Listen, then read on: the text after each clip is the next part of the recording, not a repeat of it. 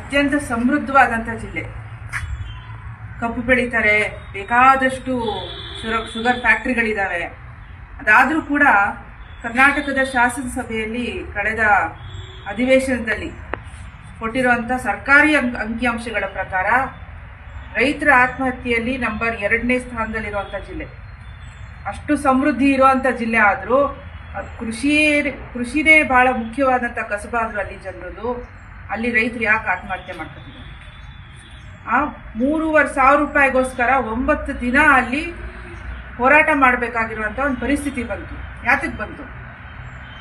ನಿಮ್ಮಂಥ ಅವಿವೇಕಿಗಳು ಎಲ್ಲಿ ಕೂರಬಾರ್ದು ಅಂತ ಜಾಗದಲ್ಲಿ ನೀವು ಕೂತಿದ್ದೀರಿ. ಪ್ರಕಾಶ್ ಅವ್ರು ಹೇಳಿದಾಗೆ ನೀವು ಹೊಟ್ಟೆಗೆ ಏನು ತಿಂತಿದ್ದೀರಿ? ಪ್ರತಿದಿನ 3 ಹೊತ್ತು ಊಟ ಮಾಡ್ತಿದ್ದೀರಲ್ಲ, ಊಟ ಯಾರಿಂದ ಬರ್ತಿದೆ?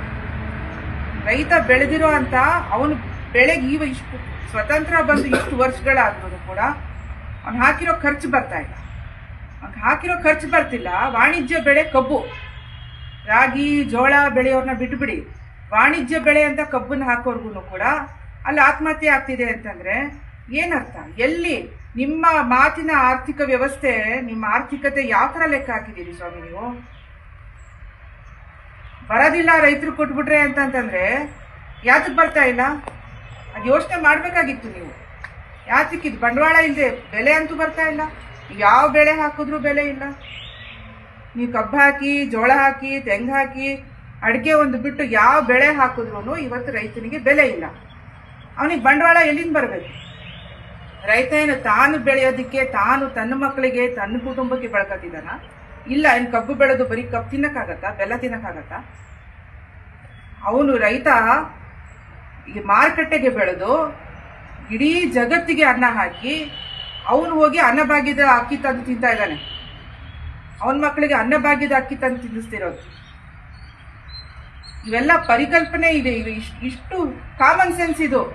ಇದನ್ನ ನಾವು ಇಡೀ ರಾಜ್ಯದವ್ರು ಮಾತಾಡಿ ನೀವು ಬಯಸ್ಕೊಳಂಗೆ ಮಾಡಿದಿರಿ. ಇವತ್ತು ಮಾನ ಮರ್ಯಾದೆ ಇರೋರು ಮಾತಾಡೋ ಮಾತುಗಳಲ್ಲ ಇದು. ನೀವು ಆ ಸ್ಥಾನದಲ್ಲಿ ಕೂರೋದಕ್ಕೆ ನೀವು ಅರ್ಹರಲ್ಲ. ನೀವು ಇವತ್ತೇ ಆ ಸ್ಥಾನದಿಂದ ಕೆಳಗಿಳಿಬೇಕು. ಯಾಕೆ ಅಂತಂದರೆ ಆ ಸ್ಥಾನ ಯಾರಪ್ಪನ ಮನೆ ಆಸ್ತಿನೂ ಅಲ್ಲ, ನೀವು ಗಳಿಸಿರೋದಲ್ಲ. ಅದು ಈ ದೇಶದ ರೈತರಿಗೆ ಅಂತ ಹುಟ್ಟಾಕಿರೋಂಥ ಸಂಸ್ಥೆ. ಈ ದೇಶದ ರೈತರಿಗೆ ಅಂತ ನಬಾರ್ಡ್ ಇರೋದು, ಗ್ರಾಮೀಣಾಭಿವೃದ್ಧಿಗೆ ಅಂತ ನಬಾರ್ಡ್ ಇರೋದು.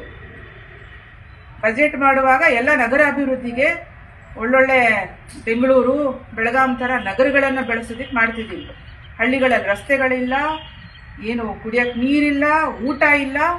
ಭಿಕ್ಷುಕರ ರೈತರು ಉತ್ಪಾದಕರು. ನಾವು ಹಿಂಗೆ ಕೊಟ್ಟಂಥ ಕೈ ಯಾವತ್ತೂ ಬೇಡಿಲ್ಲ. ನಾವು ಬೇಡೋ ಅಂಥ ಸ್ಥಿತಿಗೆ ತಂದಿರೋರು ನೀವುಗಳು. ನೀವು ಆ ಜಾಗದಲ್ಲಿ ಇರೋದಕ್ಕೆ ನೀವು ಮೊಟ್ಟೆ ಭ್ರಷ್ಟಾಚಾರಕ್ಕೆ ಸರಿ. ನೀವು ಮೊಟ್ಟೆ ಭ್ರಷ್ಟಾಚಾರ ಮಾಡ್ಕೊಂಡಿರಿ, ಅದಕ್ಕೆ ನಾವು ಅಡ್ಡ ಬರೋದಿಲ್ಲ. ನೀವು ಆ ಸ್ಥಾನದಲ್ಲಿ ಇರೋಂಗಿಲ್ಲ. ನೀವು ಆ ಸ್ಥಾನದಿಂದ ಇವತ್ತೇ ಕೈ ಕೆಳಗಿಳಿಬೇಕು. ಕರ್ನಾಟಕ